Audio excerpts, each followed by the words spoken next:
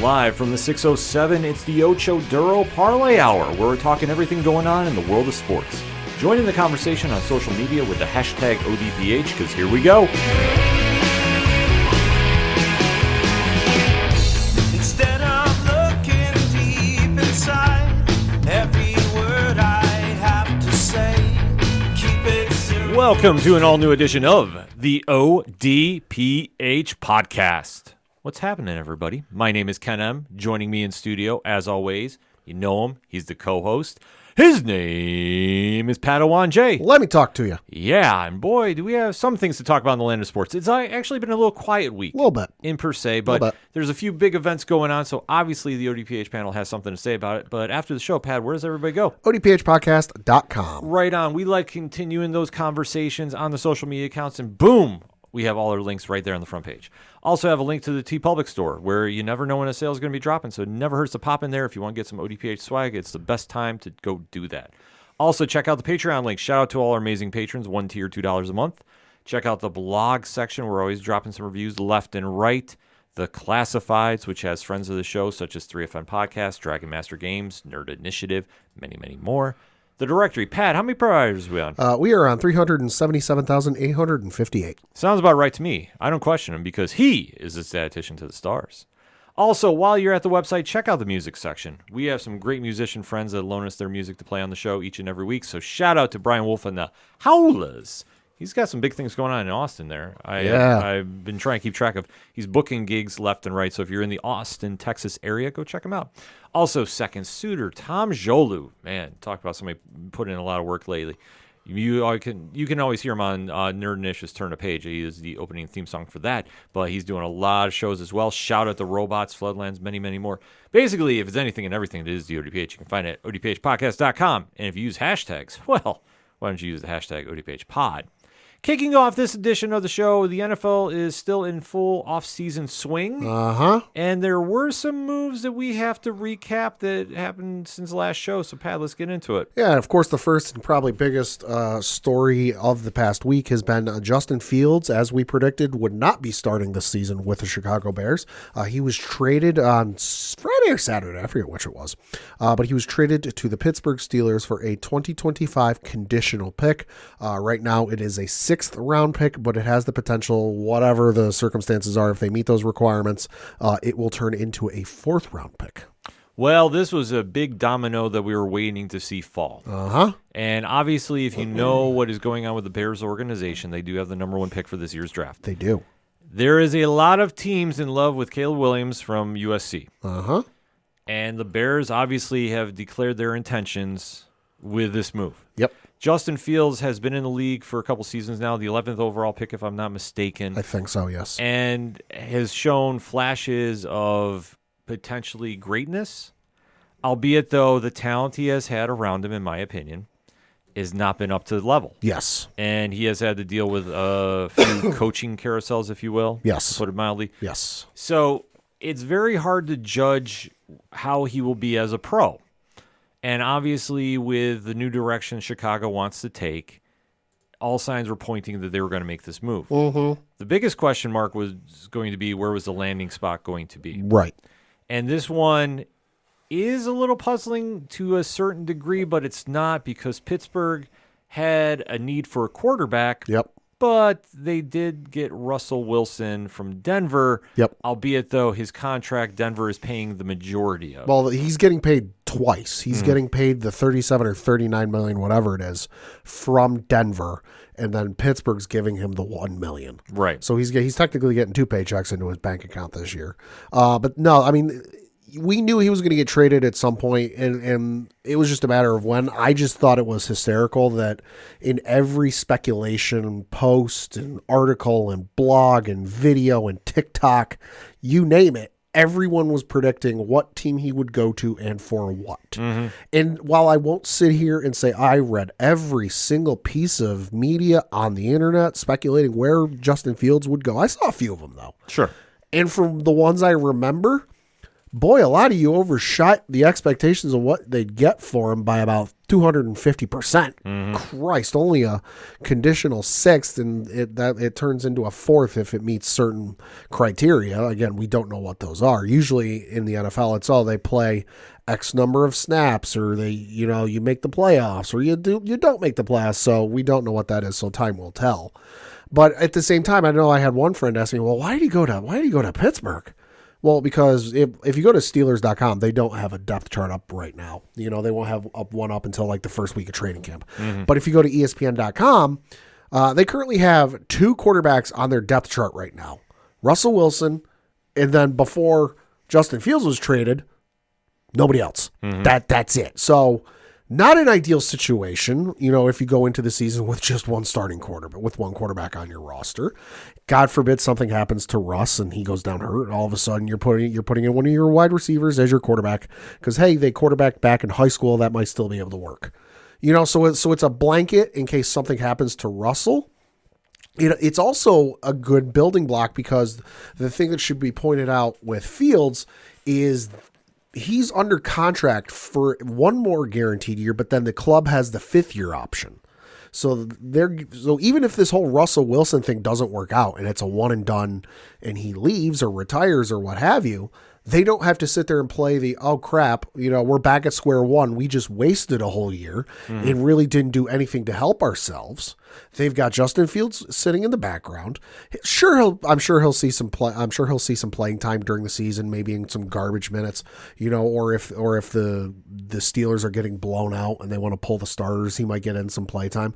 But at the same token, he's learning from behind Russell Wilson, which, say what you will about the rumored stuff in the locker room and how players may or may not like him aside. Russell Wilson's still a pretty good player to learn behind, in my opinion. And also he's got Mike Tomlin there, who was one of the greater offensive minds in the NFL. And let's not forget, has never had a losing season in his entire NFL career. You got to be doing something right if you can say that. So for Fields, it's a good development spot for him. I love the fact you brought up about Tomlin because that was the key selling point for Fields to go. I think so. In fact, the rumors were coming out about that was his preferred destination with the Steelers. Sure. Because why? Stability. Yeah. And say what you will about the Steelers, they run a top-level organization. How many players, star or otherwise, have they lost? And it's not been an, oh shit, what are we going to do? We got to find somebody to replace them. We got to go out and make a big free agent signing. We got to get a home run or a grand slam in the draft. No, it's just, hey, you know what? Next man up. They lost Plexico Burress all those years ago. Next man stood up. Jerome Bettis retired after his stellar career. Next man up. Heath Miller was the security blanket in Pittsburgh for all of those years. Next man up. Oh, yeah. They have been so smart with how they draft. Yeah. That when they occasionally misfire. Sure. And you can argue Kenny Pickett you can make that argument. Yeah. They bounce back rather quickly because the one thing this organization does better than arguably everybody else is they assess the situation. They never hit the panic button. Right. And they find something to get at least on the road to where they want to fill in the spot. And even the guys they fill in, like you said, not every one of them's a home run, but more often than not, they're pretty successful to a degree. Oh, yeah. Well, they were very smart about drafting Najee Harris. Yep. He is a very solid running back. Well, and then also, what was it? The Le'Veon Bell. They let Le'Veon Bell go, and everyone's like, what the hell are they going to do? Le'Veon Bell was such a dynamic part of their offense. If I'm not mistaken, it was like James Conner who stepped up and came out of nowhere and showed everybody. Yeah. That's the one thing they have, and they're very smart in their draft picks. Like I say, if they have to lose a player for whatever reason, they usually bounce back rather quickly. And that's something that this organization is doing with Fields is they knew they had to fill in the quarterback position. Yep. Honestly. And we have to be right down the middle like we're on Wrestling Night Live with this. Sure. We don't know what we're getting with Russell Wilson. You really don't. He had a decent season statistically last year, but it wasn't good on the field. Right. See, this year obviously is a make or break year for him. Yeah. He's what is he? I got to pull it up here. He is 35 years old. His birthday is on November 29th, so he will turn 36 mid-season. Well, the situation like it unfolds is in Denver, you had no weapons. That is true. You had nothing there. Let's be honest. That's why Denver was not exactly a factor in the AFC West, even with the great Sean Payton as the head coach. Mm-hmm. So now you go to Pittsburgh. You have Harris and Warren in the backfield. You have George Pickens, who's been waiting for a quarterback to get him the ball. Uh-huh. Van Jefferson, who is a solid number 2. He doesn't make a lot of headlines. Yeah. He's more of a 3, but he can play the role of a 2. Yeah. He just needs to get the ball. And they have other talented wide receivers around them. We just haven't seen them because the problem is with Kenny Pickett there, Pickett was not the answer and unfortunately slowed this team down that you could key in on Harris. Yeah. And his arm wouldn't scare you. Right. You were never scared to play Pickett. No. Sorry, it is what it is. And obviously Mike Tomlin and the organization knew this, and that's why they made the deal to make the move. They gave it a try. It's not like it's a no lose situation. Well, it can be. It's a low risk. Low risk. Yes, yeah. Because listen, even if it doesn't work, you're only paying him 1 year for $1 million. Right. You're not hedging the farm in the next 5 years of your franchise, hoping he has a resurgence to when he made it to 2 Super Bowls. Exactly. That's the beauty of this deal. And plus the thing with Russ is he doesn't have to be, the be-all, end-all, I got to be the guy to win the games. Mm-hmm. Because he's got a defense on his side now that isn't necessarily the vaunted Iron Curtain Steelers defense from the 70s. Sure. But they're still pretty goddamn good. I mean, looking at the depth chart, is he? Yep, TJ Watt's still there. Is TJ Watt still a beast? Absolutely. Mm-hmm. And that's the beauty of what he's walking into now, is they have ways to pull this off. Yeah. They have a lot of upside to this. And if they're smart about it, which the Steelers are, this has the potential to be something really big. Yeah. And for anybody that's complaining about Fields going there and Chicago didn't get enough, I honestly will applaud. It's about all you're going to get for him. I'll applaud to the Bears about this. They could have gotten a lot more if they wanted to send him somewhere else. Sure. And there's allegedly 4 or 5 teams involved. And sure, we could sit here and play armchair analyst and figure this out. But Fields wanted to go to the Steelers.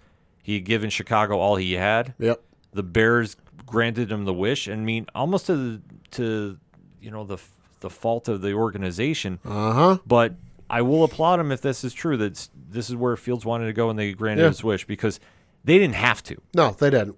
They could have honestly sent him anywhere else, probably get some better draft picks and improve their situation. That is showing how much they're relying on Caleb Williams to be the guy. And I will be honest with you. Good luck, kid. I don't know. I mean, there's some decent pieces there now because, let's face it, he will start if he gets drafted by Chicago. I'm not ruling out the possibility of them taking someone else or a potentially Eli Manning part 2, if you remember his draft years ago. But, I mean, because Tyson Bagnet is current listed starter for Chicago. Who? Exactly. And their second is Brett Ryfian, who at least I've heard of, but doesn't strike fear to me whatsoever. But at least offensively, they've got some weapons now. DeAndre Swift they acquired this offseason, as we mentioned. Khalil Herbert's still there. DJ Moore, who they got last year, is still up there. And we'll mention it here in a minute. But to tease the lead, they also acquired Keenan Allen. Who's still pretty goddamn good, if I do say so. And then they got Cole Kmet as their tight end, who's fairly good tight end. So they've got some weapons, but it's not going to be an instant success. Some, and a keyword, some Bears fans might hope it will be. Mm-hmm.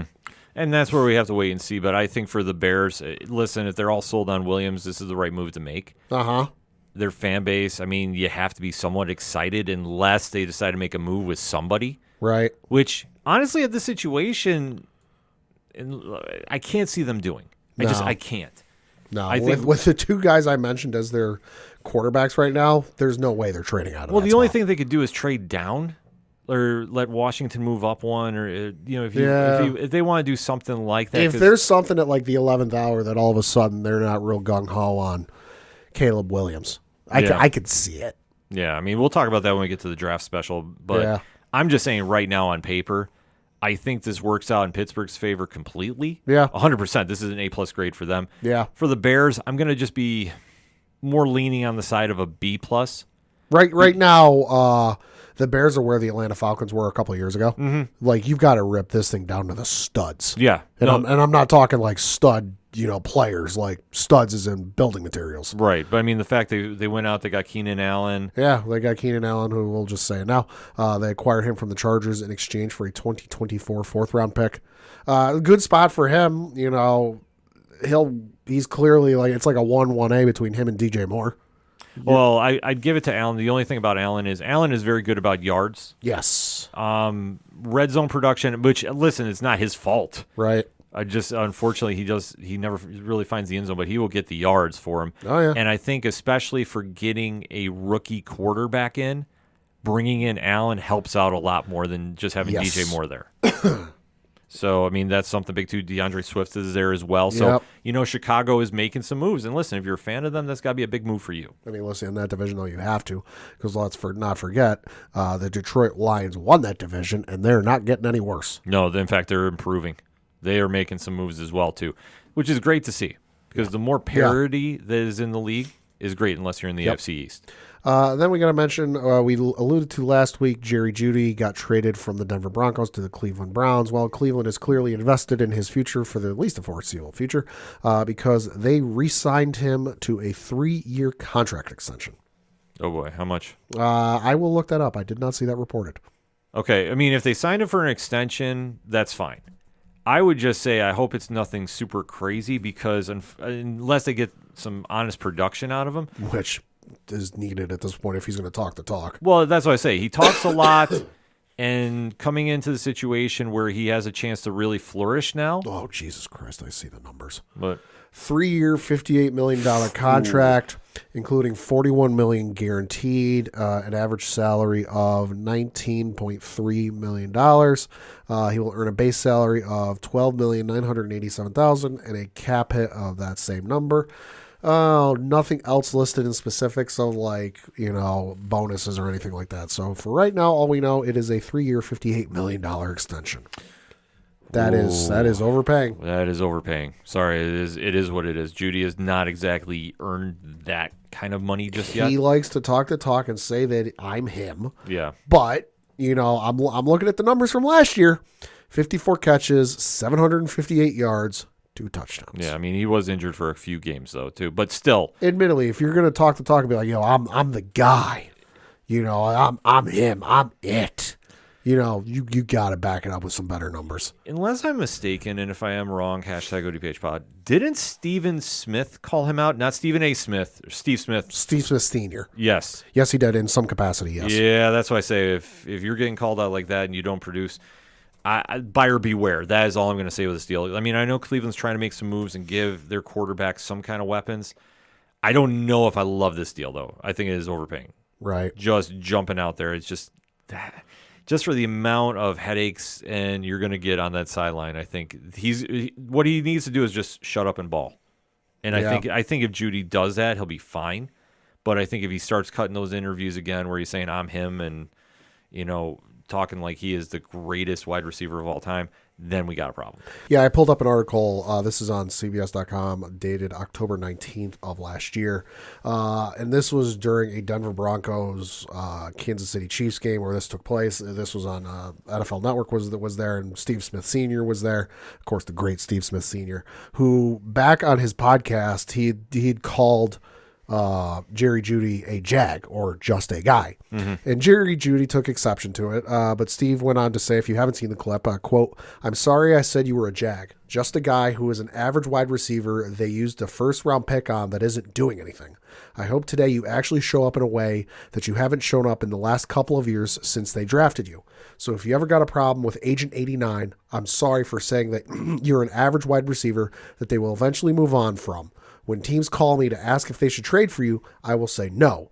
Don't trade for Jerry Jeudy because he is mentally unable to handle constructive criticism. Who watch specifically if you can be a wide receiver, he's a tier 3, close quote. And if you watch the clip, Steve did try to have a discussion with him hey, here's what I was trying to say. Here's where I was coming from. Jerry Jeudy wanted none of it and uttered a phrase towards Steve Smith Sr. that neither you nor I can utter. Correct. And for listeners at home, that should get you the gist of what the word was. Mm-hmm. Yeah, we're not going to repeat that, obviously. And if you're curious, I looked up the stat. That game was on Sunday, October 29th, against Kansas City Chiefs, where the Denver Broncos won by a final score of 24-9. In case you're curious what Jerry Jeudy did, rushing, absolutely nothing. But receiving, 2 catches on 6 targets for 50 yards and 1 touchdown. Yeah. He's the guy, though. Oh, Cleveland. I don't know. Sometimes their moves really puzzle me. Yeah. This is one for that amount of money. I talked to a guy today, you and I both know, who is a diehard Cleveland Browns fan. Yep. He's from our area, but his parents grew up in the Cleveland area. Right. And as a result, he is a Cleveland Browns fan. I asked him what he thought about this today, and I didn't even get the full question out. He goes, man, I'm not even happy about that. Yeah, well, and I can't say I blame him. You can't. I mean, the Browns are on the cusp of being a legit Super Bowl contender. Yeah. I mean, they're playoff ready now, but They get their quarterback situation figured out. Right. That's the only thing that's been holding them back, and a couple key injuries. Nick Chubb, still good. Mari Cooper, he's got some flashes left. Right. Elijah Moore, it's not bad. Njoku, he's pretty good. He's very solid. That defense, scary. Yeah. Is Myles Garrett still there? Yep. They just need a quarterback that can really elevate that team. And I'm sorry, Deshaun Watson, I don't see it in him. No, I don't either, especially considering, he's played a full season in the 2 years he's been there. He missed the first half of his first season because of the obvious suspension. Yeah. And then he missed the half of last year because of an injury, if I'm not mistaken. Right. So, in essence, he's played one full season in 2 years, and what have the Browns got to show for it? Exactly. So, like I say, this move, very puzzling. I don't think this was a need by any stretch of the imagination. No. But we'll have to kind of wait to see how it plays out. Then the shocker of all shockers today is that wide receiver Mike Williams is going to sign with the New York Jets for a 1-year, $15 million deal. Boy, I don't know. This one is really shocking to me. I mean, I get it to a degree, because Rodgers is coming back. Obviously, that's not a bad guy to catch a ball from. They've got Breece Hall, who's the decent running back there. Garrett Wilson, I mean, obviously he's better than Garrett Wilson. So it's an obvious target for Rodgers there because the other wide receivers he's got there. This is according to the depth chart on ESPN.com. Alan Lazard, better than him. Malik Taylor, better than him. Jason Brownlee, he's better than him. And Lance McCutcheon, better than him. So clear number one, clear guy for Rodgers to throw to, but that's assuming Rodgers comes back a full 100% or back to what he was in his MVP years after the injury. The way I see this is the Jets going for broke, which going to be rough in that division to do because Miami's played very well. If they repeat their success, Buffalo's obviously still there. Patriots are the Patriots. You never know what's going to happen when they play each other because, hey, in division. But then just the rest of the AFC. You've got the teams in the AFC North, Cincinnati, Baltimore, Pittsburgh. Can't rule Pittsburgh out. You got the South with Houston, Jacksonville, you never know. Indy, you never know with next year. And then you got the West with, Kansas City, obviously, the Raiders, hey, you never know. And then you got the Chargers who've got Harbaugh coming in for the first year. I get what they're doing. I'm just not entirely sure it's going to work. With Mike Williams, he is somebody that has all the potential in the world, and just unfortunately it hasn't clicked. Unfortunately, it's San Diego, or Los Angeles. He's had a lot of injuries too, which that is true. Which maybe a new scenery would help. It could be. I don't know, but I think with the Jets, it's a smart move for them. Yeah. And especially if the contract is very incentive laced. Yeah, I think imagine. that's probably a smarter move. And I think for Aaron Rodgers is a great wide receiver for him. Yeah. Williams is very tall. He can jump up and go get a ball. Yeah. So this will help out in that aspect. I mean, if he can get back to his 2021 year where he caught 76 balls for 1,146 yards, the Jets will take that all damn day. Well, exactly. I mean, I think he'll be a solid number 2, I think, at this age. Yeah. Behind Wilson, which is fine. Yeah. Nothing wrong with that. He just needs to produce on a consistent basis. That's the only thing with him that he hasn't been able to do. But then again, if you take a look at the Chargers offense, it was loaded.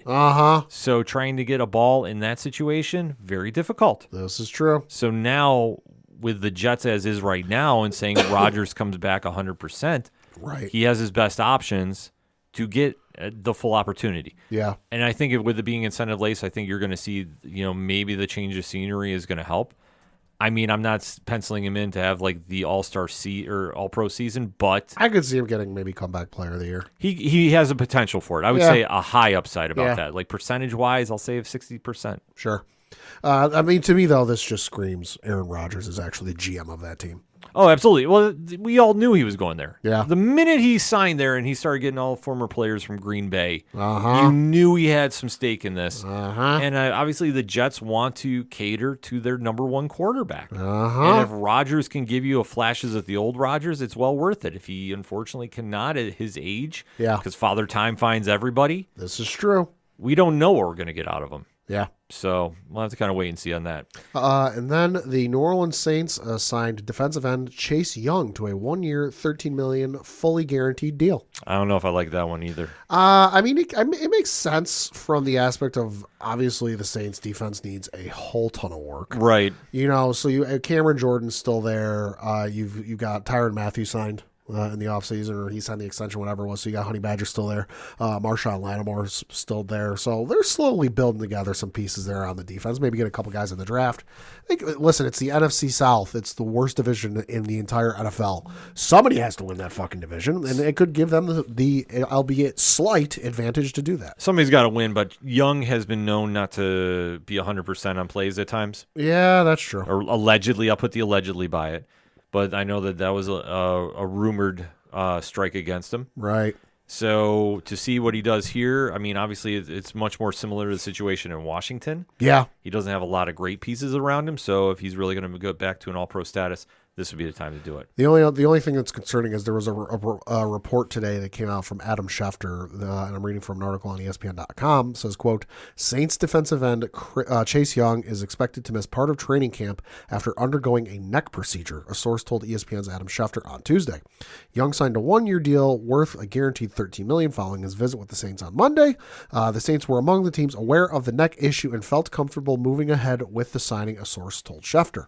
Young missed the Washington Commanders' season opener last season because of a neck stinger sustained in the first preseason game. Mm-hmm. While Young was initially expected to delay his return until week 3, he played the next week and did not miss another game in 2023. Close quote. Yeah, so we'll have to wait and see. Something to keep an eye out for. Yeah, I mean, I'd like to see him bounce back and get back to the form that we all thought we were going to see him coming out of college. Yeah. And like I say, it's just the allegedly is there. It's just, I mean, it's tough to say, but, you know, it's the problem when you have somebody that comes out. You have to keep him motivated. Washington at the time, I mean, it's very tough to have motivation, you know, under the former regime. Yeah. So we'll just kind of put it out there. But if Young wants to bounce back, it's a smart move to bounce back. Yeah. And then lastly, certainly not leastly, San Francisco lost out on a draft pick. Yes, reading from an article on CBS.com says, quote, the San Francisco 49ers are known as the kings of the compensatory pick, and they racked up several again this year. They, along with the Los Angeles Rams, received a league-high 5 additional draft picks earlier this month and were the only team that received multiple compensatory picks in the 3rd and 4th rounds. However, a couple of their draft picks have reportedly been demoted. The 49ers will forfeit their original 5th-round selection next year, 2025, and have their 2024 4th-round selection in the upcoming draft, the 131st pick, moved behind the compensatory picks to the end of that round. So that would be the 135th pick. The NFL released a statement on why this happened. Quote, the action resulted from a league review that found administrative payroll accounting errors at the close of the 2022 league year that resulted in a misreporting of the club's cumulative player compensation. The NFL determined that the club would have remained under the salary cap at all times, regardless of the error, and there was no intent to circumvent the cap, close quote. Interesting. What the fuck you doing, San Francisco? Yeah. For the amount of payroll and salary cap and financial stuff you do every day, you're fudging numbers. I'm shocked at this because asterisk their whole season. Yeah. Oh man, now I got questions. I got real questions. I don't want to think of this because I always say John Lynch, I think, is probably the best GM in football right now. It was, but man, oh man, I got thoughts on this.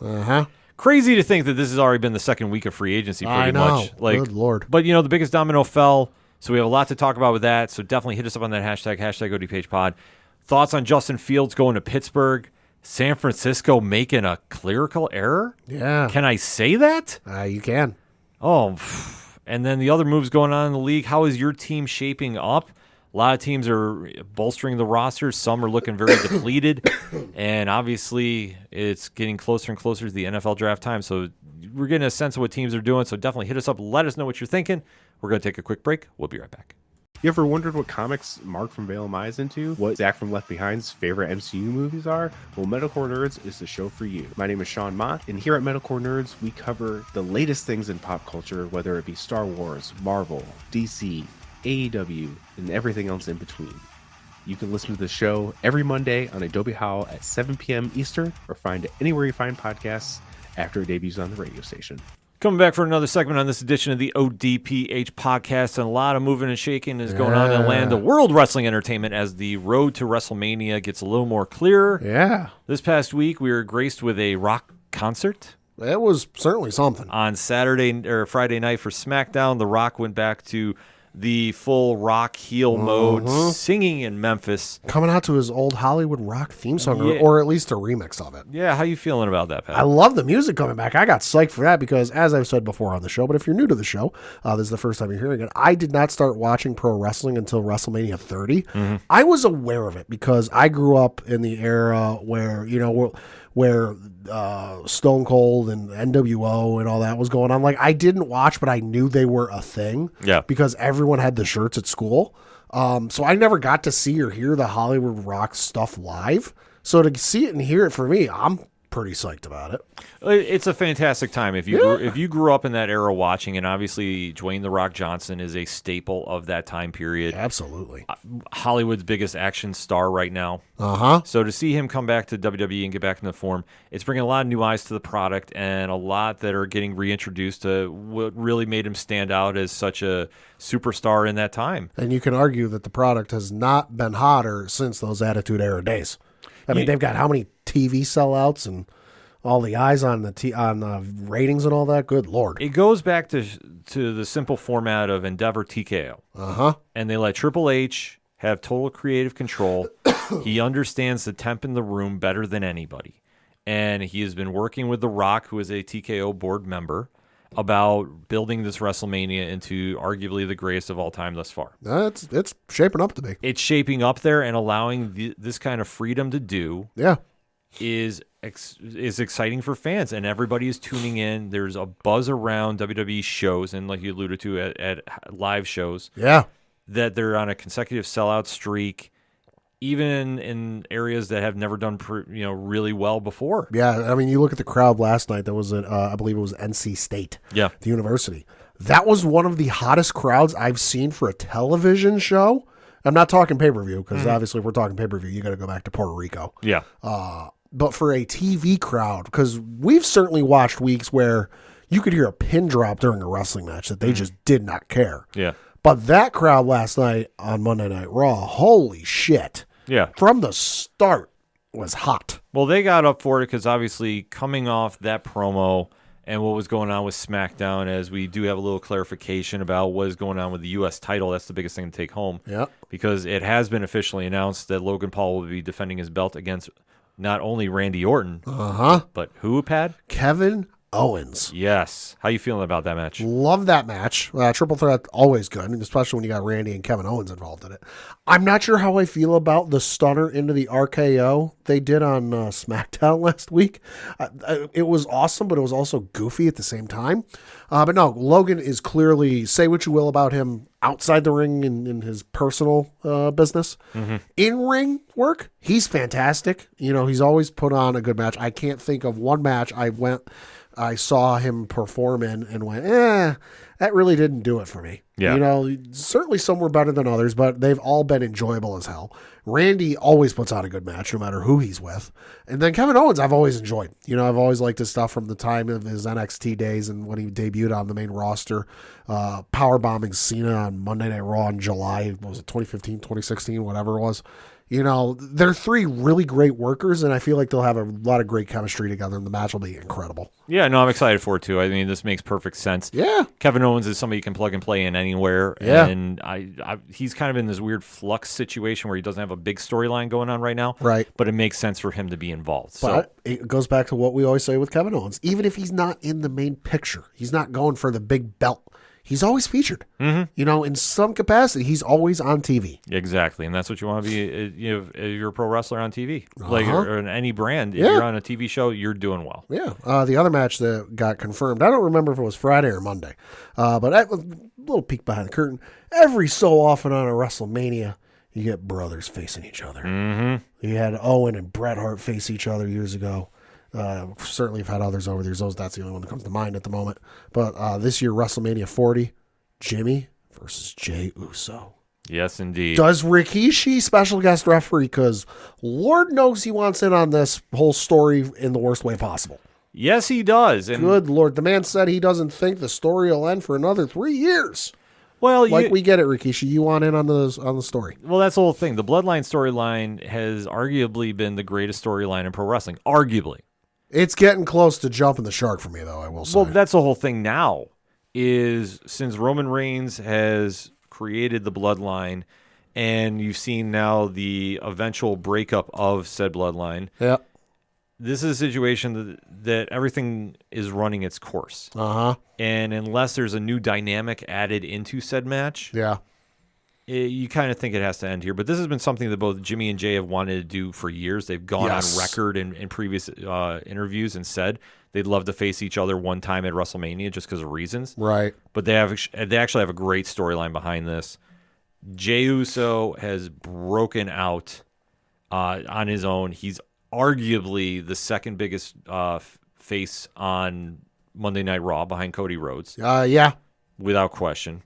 Look at the crowd reaction if you want proof. Facts. Jimmy has reinvented himself. Jimmy needs a better theme song. I'm not going to lie. Oh, he does. Jay's is incredible. And I cannot wait to see whatever the crowd ends up being at WrestleMania, whatever night he's on. Oh, I guarantee you. Every single goddamn person in that place is going to be doing, the hand motion. It's going to be incredible. I'm guaranteeing you they're going to open night one. That could be. They're going to open night one. Maybe night two. Yeah. But they will be the opening match because that's going to get the crowd exploding. But with Jimmy doing his work as well, too. I mean, Jimmy has formed his own unique character, which I love seeing because he's really kind of playing to the, sniveling heel. Yeah. And it's been some fun interactions he's had. So this has been making perfect sense. I love the fact that it's officially announced. They've got a couple weeks to build it up even more, even though I don't think they need to. Yeah, no, not really. But there's some exciting things going on with that. And then, like you touched upon, Monday Night Raw, that's where we opened with Jey Uso in the ring. Yeah. But Monday Night Raw had a couple other big moments to talk about. Holy shit. Let's get into it. So obviously on the heels, as we alluded to earlier, was after The Rock's scathing song he sang about Cody and the scathing things he said about Cody and his mother. Cody came out. People were asking Brandy on social media, a little peek behind the curtain, what she thought about the whole thing. She said, I think if you pay attention to what Cody says, that says plenty enough for me. Yeah. Cody came out on the show and then proceeded to, oh boy, one of the better promos I've seen in quite some time against The Rock, claiming, listen, you haven't wrestled in a match in several years. When you show up, are you going to have that big Dwayne energy that, you like to hype up? Are you going to be the guy a lot of us remember and have that same energy? Or are you going to have LDS, Little Dick Syndrome? Yeah. Cody went right into Attitude Era with this. And for anybody that's questioning about the obscenities on promos and how Rock got clearance for it, well, I think they decided to let Cody have his own clearance as well. I know that the allegedlys, that's not really pro for TV because you have to bleep out a lot. Right. What you see them doing whenever the crowd starts chanting holy shit, they start bleeping out the holy shit. Yeah, but I think Cody really ran with it, and obviously to build up their feud, it's perfect. Yeah. And Cody needed this big promo. Yeah, he did, especially after what The Rock said on SmackDown. We're like, alluding to paraphernalia and other sexual paraphernalia. Yeah. And how he was a mistake and how he's going to beat him bloody with the weightlifting belt and then hand it to his mother and then sing Moana to his mother. Yeah, no. You know, like if Cody would have come out in any other fashion on Monday and said anything else, it would have knocked him down several pegs. Mm-hmm. No, I agree with you. Cody had to come with it, and this was one of his better promos. Yeah. So, you know, and then what was it? He ended with saying, I don't, you know, you might be the final boss. I really don't know. I don't know what's going to happen. You know, come WrestleMania, who's going to win our tag match, you know, but I do know that you're not going to be the final boss. You're going to be Roman's side chick. Yep. Oh. And then even with the Paul Heyman line, don't make me go Homelander on you. Yeah, don't make me go Homelander and rip your throat out. I'm taking my victory lap on this one. You have been calling him the Rhodelander for years. For years. He's finally caught on to it. So anybody want to let Cody know about it, we would love to talk to him here on the ODPH. Yeah. Just about comics. I'll talk to him about that. No, but I thought they played into it very well. It set a high tempo for the night. Yeah. Obviously, they've been building in a few more matches for the six-pack tag team ladder match for WrestleMania. Yeah, so the six-pack ladder match, it's a six-man ladder match for the undisputed WWE Tag Team Championships. Six teams, yes, thank you. But the Judgment Day and Finn Balor and Damian Priest are going to be defending their belt, and then we knew going into the week it was going to be against 3 teams from Monday Night Raw and 2 teams from Friday Night SmackDown. We found out the 3 teams from Monday Night Raw on this most recent episode of Monday Night Raw. The first of which, well, I think it was the first match on the show, was DIY, Johnny Gargano and Tommaso Ciampa defeating the Creed brothers. So Gargano and Ciampa, who have been in WWE for like 10 years or something like that, finally making it onto Monday Night Raw, making it onto WrestleMania. Super happy for them. This was a fantastic match. Yes, it was. This might have been best match of the night. And anybody not sold on the Creed brothers, biggest upside in wrestling right now, in my opinion. I agree wholeheartedly. And listen, some people might not be thrilled DIY's getting the future over the Creed brothers. The Creed brothers are so young. They've got so many more years ahead of them. Here's the thing. If you put them in this match, I think they would have been exposed a little bit. And what I mean by this is, like you touched upon, they're very young. Yeah. They don't exactly have the crowd behind them just yet because... and listen, I want to see him do that, like, cannonball, whatever it is, finisher off a ladder as much as the next person. But it doesn't make sense right now. No. And especially unless the crowd is buying into their characters, it would almost be too predictable they wouldn't win. Yeah, yeah. DIY getting there, Johnny Gargano and Tommaso Ciampa, who have been killing it in NXT for years. Literally carried that brand for how many years? Johnny was Mr. Takeover for the longest time under the 1.0 brand. Yep. So the fact that they got their moment in, this is a great thing for them. I'm super excited to see what they do. Yeah. I'm not sure exactly, do I think they're going to win the match? Probably not. I mean, listen, probably not, but I'm holding out hope. But listen, I'm just excited they got there too. Like just don't let Candice LeRae near ringside for that match. Oh, let her go. Jesus. I love the heel persona. The fact that she is just fully bought into this, I'm in. I'm in. She is one of the best wrestlers they have on the roster, and now I think she's finally found her character. Yeah. And if you've never seen her work on the indies, like, she was killing it. Yeah. But yeah, I'm hoping actually they get into WrestleMania, her and Indy Hartwell. I'm not sure how. I get the feeling you might still see something, because I think at this point the women's tag team belts are about the only thing on the main roster that aren't up for grabs at WrestleMania. I could still see something happening though. Right, because I mean I've heard rumors that Asuka hurt her knee. Ooh, I don't know. These are not confirmed. It's just what you've read. I've seen a couple sites, but I want to get more confirmation because if that is the case, I wouldn't doubt them doing like an open challenge. Yeah, I could see it. And you could have 4 teams get on there, because I think what's ultimately going to happen if Asuka is good to go, it'd be her and Kairi Sane against Bianca Belair and Naomi. I could see it. I could see that happening as of right now, but they have been doing that on the house show circuit, but in a 6-woman tag with Bailey getting added to Bianca and Naomi team, and then you got Damage Control on the other side. Yeah, so they've been doing that on the house shows. Yeah, so we'll have to wait and see about that. I'm like I say, I hope Asuka's completely healthy, and if she's ready to go. I mean, like if they did an open challenge like they're doing for the men's titles, I'd be okay with that too. The other 2 teams we learned, though, getting back to the 6-pack ladder match, was you had Awesome Truth defeat Indusher, or stumble into defeating Indusher. So you've got R-Truth and Miz have qualified for WrestleMania. No brainer there. No. I think they're walking out with the titles. I don't think it's anything close. And then lastly confirmed, it was after they defeated Alpha Academy, and specifically Otis and Akira Tozawa. Although admittedly, I would have liked to see Akira Tozawa and Otis get featured. Once I saw they were going up against this team, though, I'm like, yeah, okay, we know these guys are going to win. This was the most predictable one of the bunch. Yeah, I have to agree. Was the New Day. Kofi Kingston and Xavier Woods. I'm like, listen, I love me some Otis. I love me some Akira Tozawa. They're both hilarious. Mm-hmm. There's no way they're beating New Day. Yeah, no, New Day obviously is ready for Mania. Can you imagine, though, if they come out for this match, and for the first time in, how long has he been out? A while? Oh, Big E. Big E's at ringside with them. The pop? Because rumor is, and again, much like you with Asuka, nobody's told me anything. I have not saying this as a confirmation, but I have heard and I have read some rumors that he's close. If he could, that would be amazing. No, I'm not even saying he's got to wrestle. No, but he just but came if out he's with just there. If his presence is there, that's enough. Uh-huh.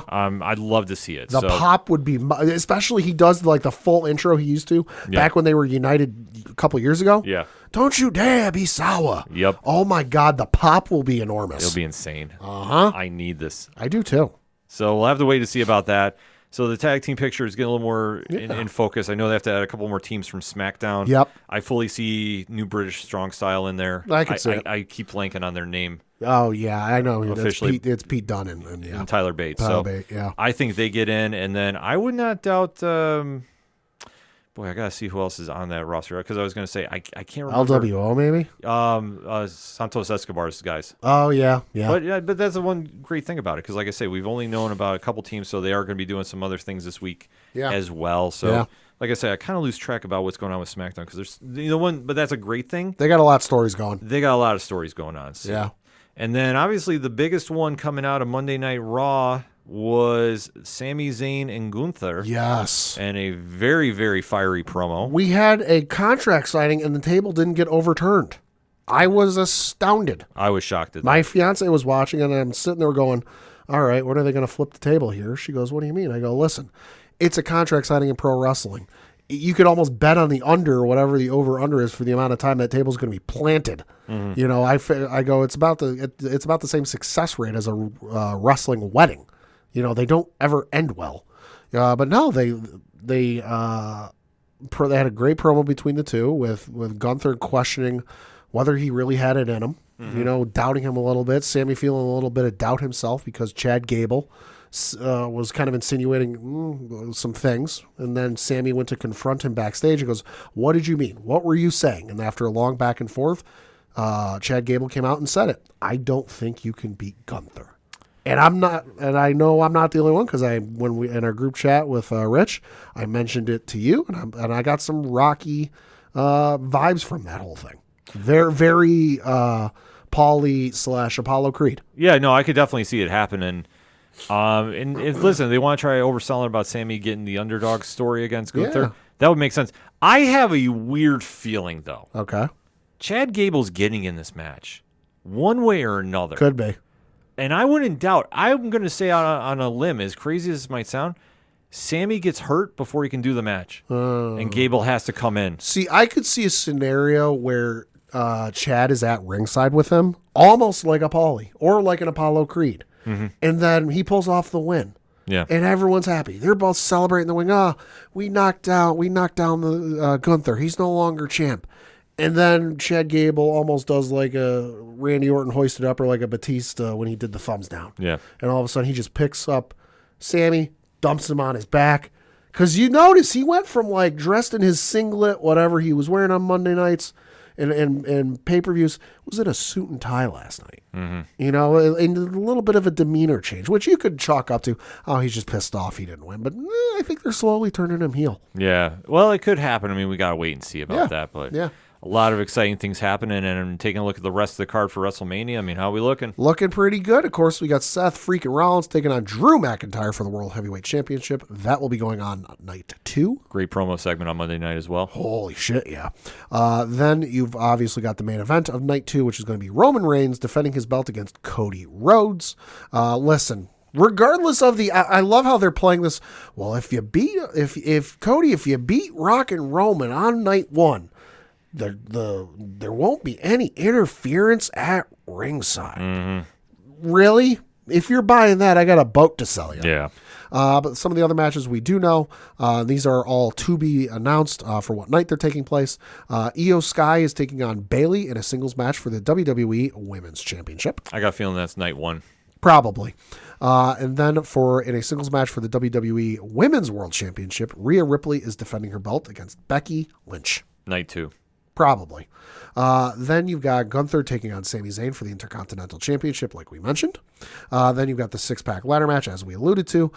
Then officially announced, I believe it was last week. It was a Friday, yeah. We forgot about this. In a singles match, AJ Styles taking on L.A. Knight. Yeah. Uh-huh.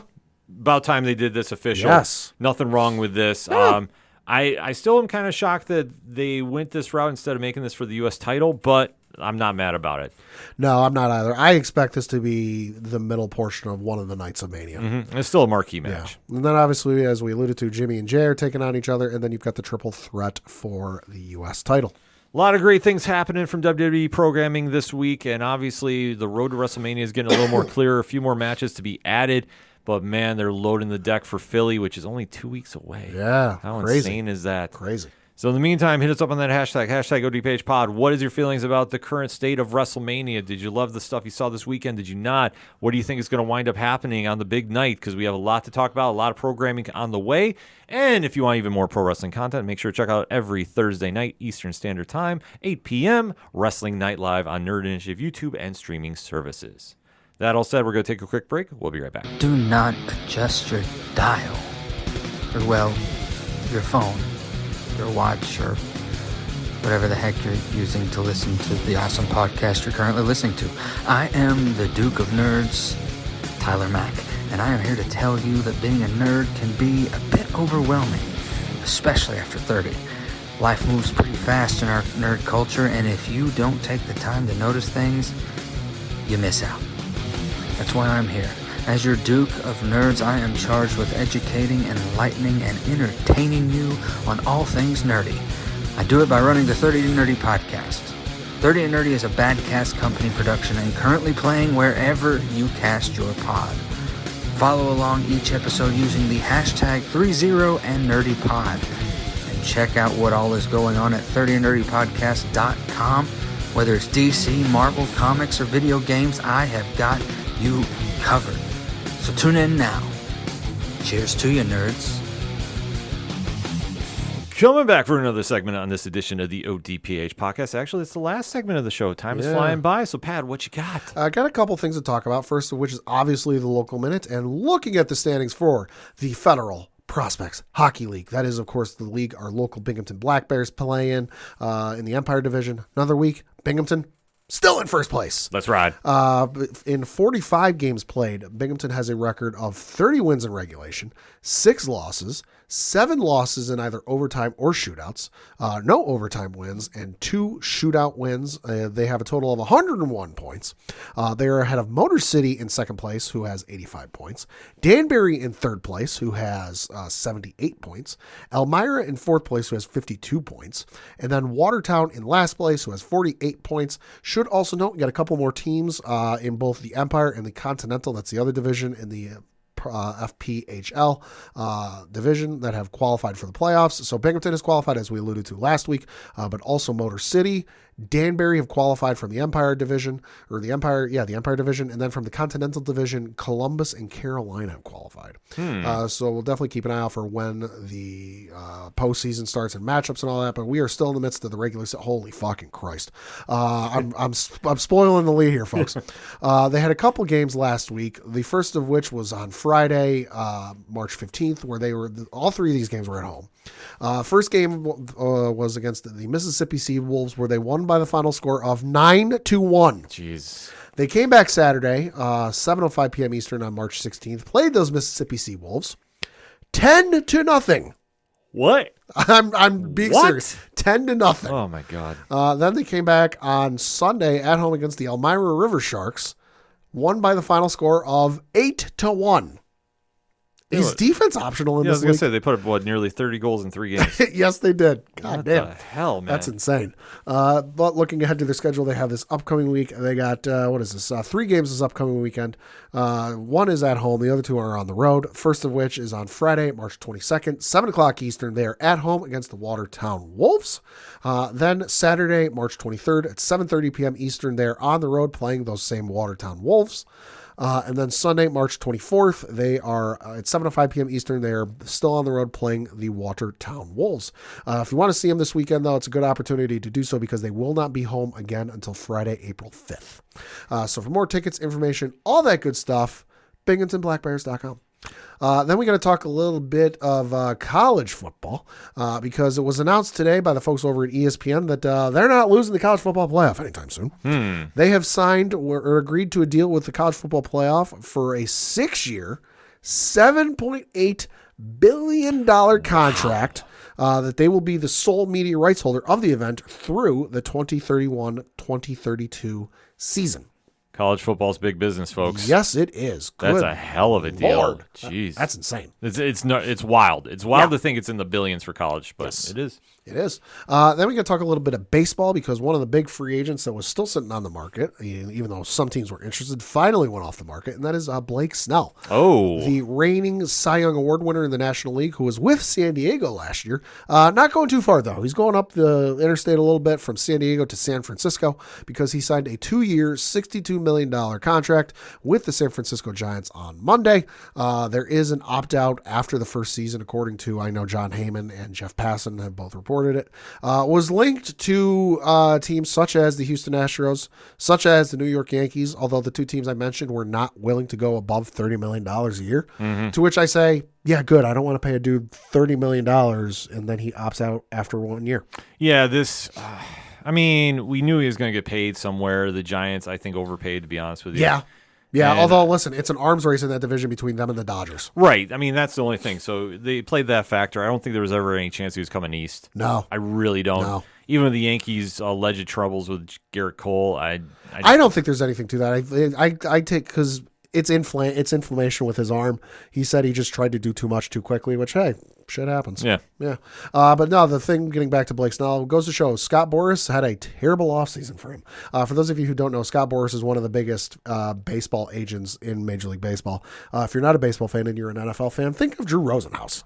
He's a Drew Rosenhaus. I don't know any real big name other than Rich Paul in the NBA, but he's a whoever the biggest agent in the NBA is. He's kind of like that in the NBA. But no, Boras had a terrible offseason because 3 of his clients wanted massive contracts and none of them got it. Cody Bellinger was reportedly looking for a 12-year, $264 million deal. He got 3 years for $80 million with the Chicago Cubs. Matt Chapman was looking for a 6-year, $150 million deal. He got 3 years for $54. And then Blake Snell was looking for a 7-year, $200 million, although I heard higher in some aspects, but regardless. And as we mentioned too, he got 2 years for $62 million. Not a good offseason for Scott Boras. Although, hey, it'll be a good offseason next year because all 3 of those guys got opt-outs after 1 fucking year. Yeah. Also, he's got Juan Soto as an agent, so we'll see. Baseball economics, folks. Yep. It's something. Yeah, and then let's have done something happy for baseball. Article on MajorLeagueBaseball.com yesterday. Title gave the description of, or the headline: Major League Baseball players rank the best road cities. Okay. So this is during spring training, MLB.com beat writers surveyed their clubhouses, asking players for their opinion on a range of topics. Well over 100 players participated. In exchange for anonymity, in the lead up to opening day, MLB.com is publishing a series of stories based on the results of that survey. So the first one they put out is, what's your favorite road city? So these are the top 5 cities they mentioned, and I will read these 5 to 1. Number 5. Now, the thing we should mention too is they didn't have to specify which stadium it is in the case of multiple teams in that city. So like a New York, like a Chicago, like a Los Angeles. But so number 5, New York. The article says New York's highest praise, ironically, came from the member of the Boston Red Sox. Quote, "It brings the best out of you. It's much different when you're taking the field against the New York Yankees than another team that isn't so popular with that much history." Close quote. Number 4, Boston. Article says, as you might expect, the majority of Boston's admirers were all about playing at Fenway, it being MLB's oldest active ballpark, and of course one of the rowdiest, an energy that was always also subject to a lot of praise, but the city itself got plenty of love too, from the history buffs and more casual tourists alike. Number 3, Toronto. One player in particular said, quote, it's the best city. If you ask around, I'm going to tell you, guys are going to say Toronto, especially if you've been in the league for a little bit, close quote. Number 2, Chicago. The article says, quote, players weren't asked to specify in cases of multi-team cities which road trips they preferred, but in Chicago's case, opponents had the most to say about Wrigley Field. Quote, they came out, said an NL Central rival, an outfielder no less. They enjoy the game. Last year it was raining at nearly 11 o'clock and they had a sold-out stadium. They weren't even in the playoff hunt, close quote. And number 1, San Diego. Okay, I can see that. Yeah, it's one NL third baseman said, quote, the infield surface, the weather, the stadium, the atmosphere, the city, you can't beat it, close quote. Really no argument there. No.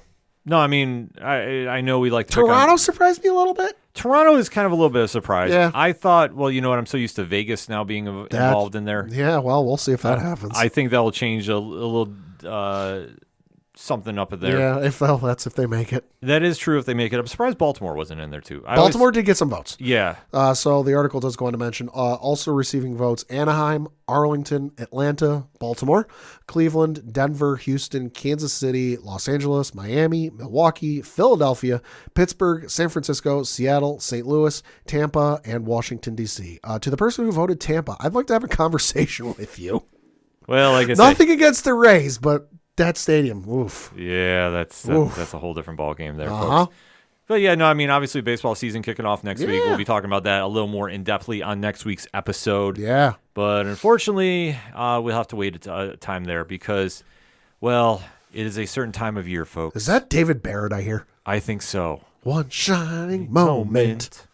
Yes. Let's not forget the 1 year, I forget who it was. There was a guy who used to report for ESPN, live streamed himself singing that song. Yeah. Oh, my God. Yeah, when you hear One Shining Moment and you know it is that time of the year where somebody is handing out brackets, it can only mean one thing. It's the men's and women's NCAA basketball tournaments. If you work in an office cubicle, double check your coworkers. Odds are they're not doing work. Yeah, allegedly, the most skipped day of work the entire year is Thursday, when the games kick off. Yeah. So I'm not, now granted, I'm not snitching anybody out. No, I did get asked if I'm working Friday. Yeah, I did have somebody ask me about that too. Like, are you gonna be here Friday? I'm like, Lord willing, yeah. Yeah, I had a similar response. Yeah, I mean, if my team was in this, I'd probably have more of a interest to say maybe I would have requested it off. Your team's in it.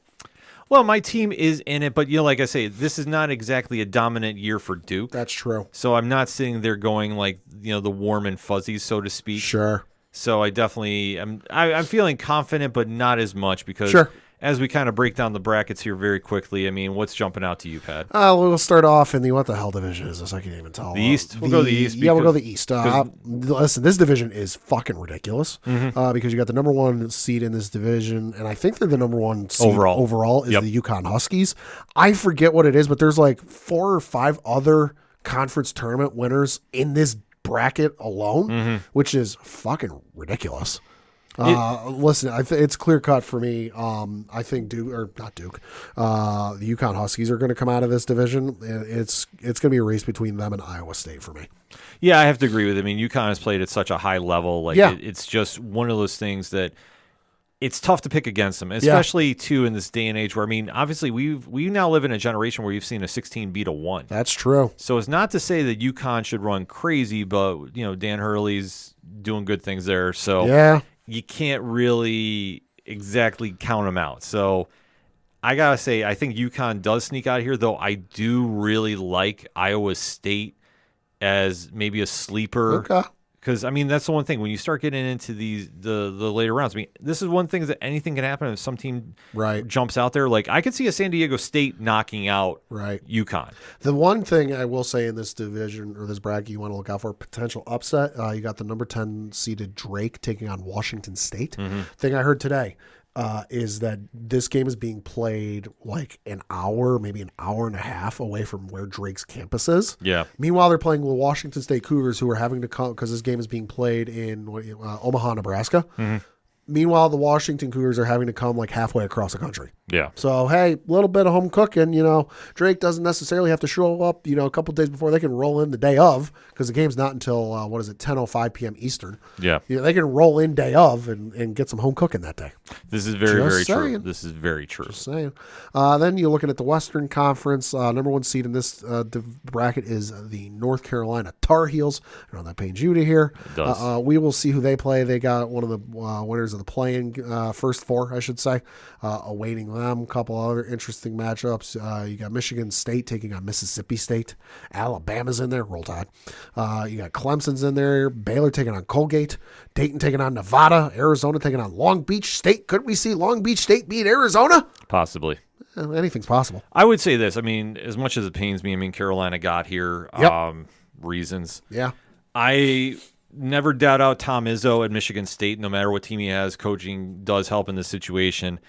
I could see them possibly upsetting Carolina. Not trying to be a hater, but it is what it is. Yeah. I mean, this should be on paper Carolina's to lose. Yep. I mean, I don't want to say this is the weakest one of the four brackets, but in my opinion, I think this one is probably the most clear road Yeah. to get there. So There's not a lot of heavy hitters here. barring anything super crazy happening, I could see a Long Beach State pulling an upset here. Yeah. But I could see a Baylor making a run too at 3. Yeah, what is it? I think I saw a couple people making the pick of Baylor going deep. Yeah, Baylor's got a deeper roster than people realize. Yeah. They could make a run.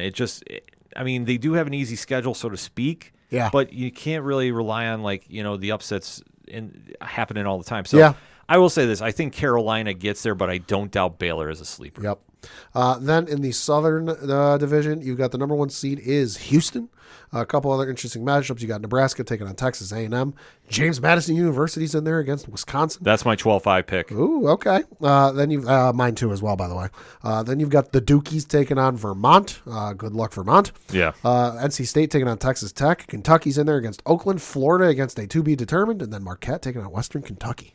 This one is very, very stacked. I don't think people realize how deep this is. Yeah. Houston is ridiculous. Yeah. And their defense, if they show up and play, they're going to run away with this easily. It's not even going to be close. Right.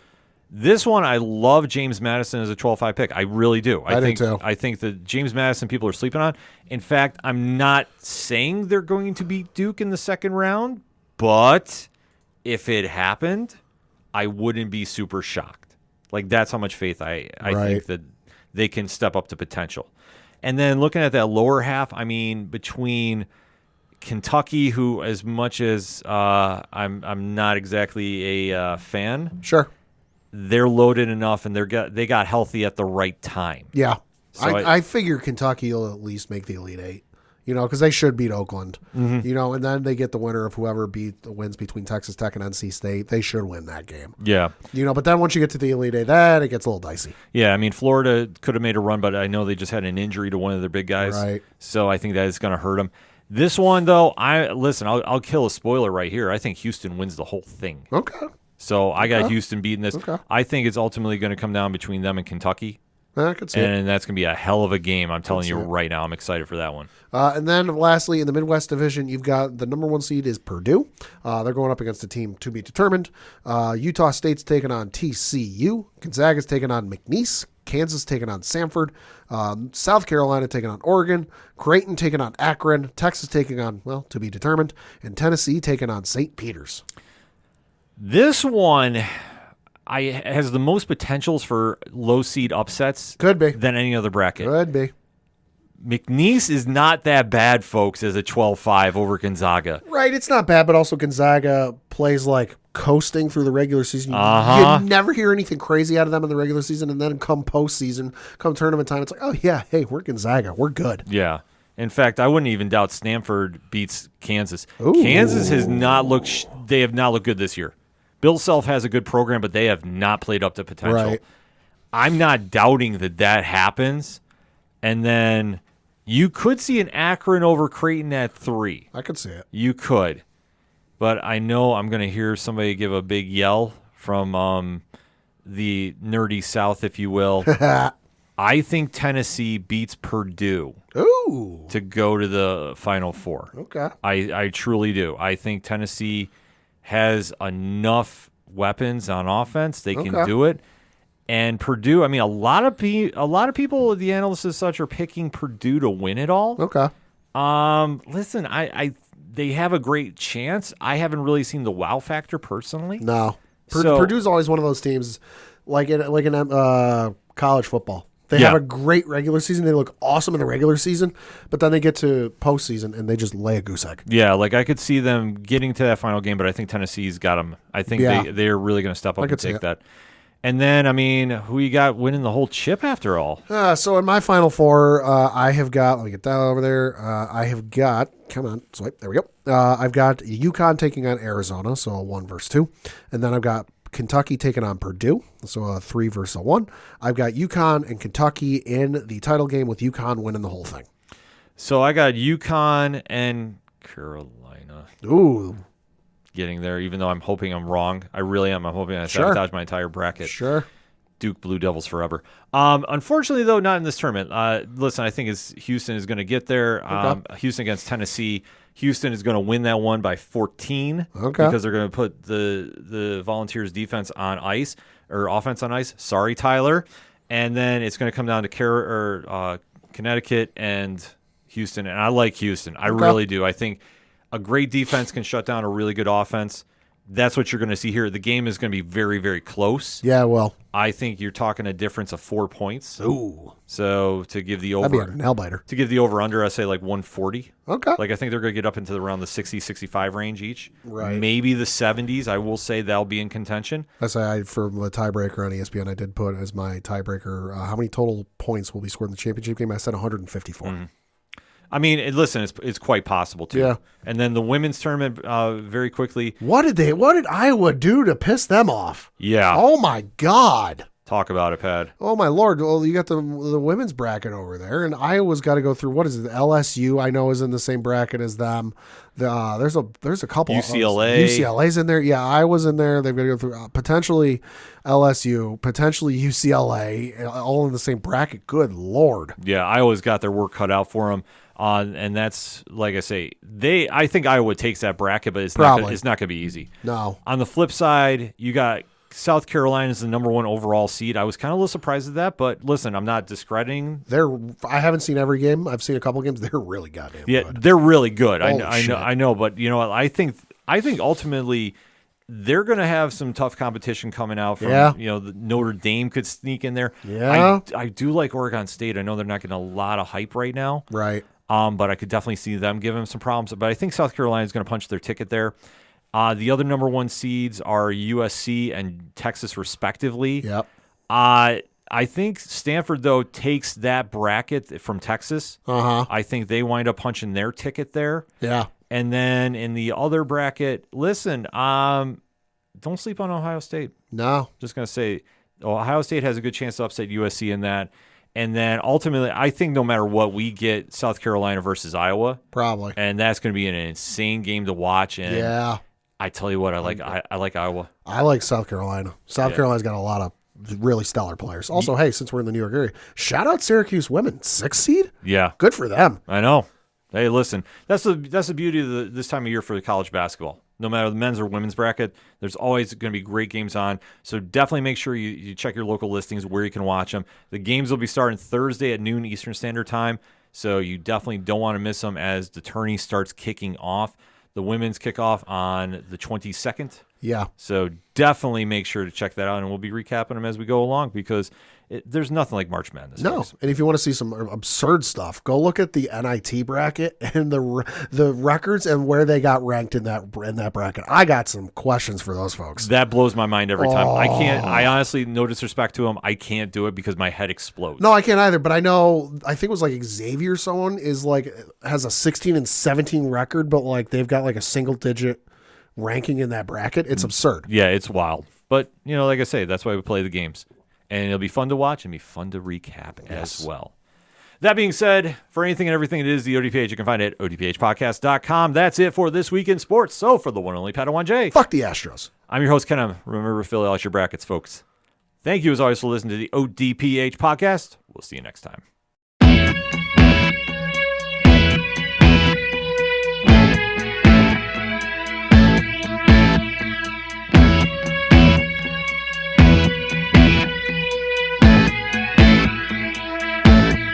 It's such waste of time, swiping left and swiping right on people you could know.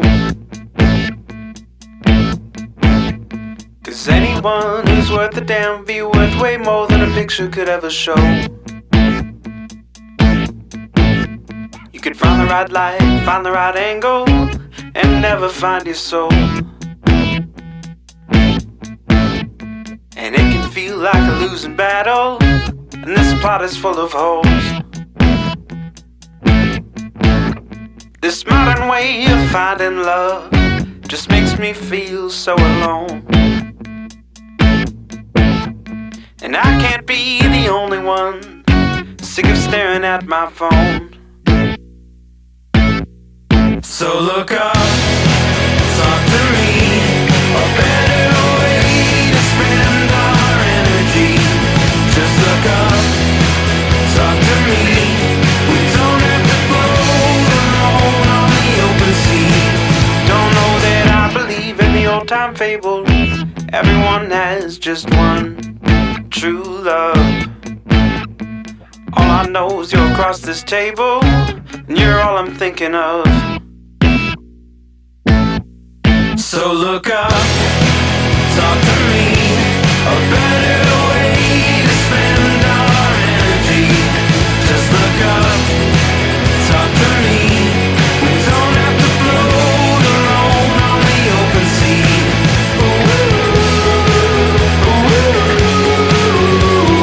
Talk to me.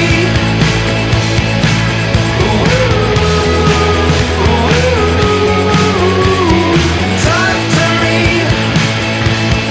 It's such waste of time, swiping left and swiping right on people you could know.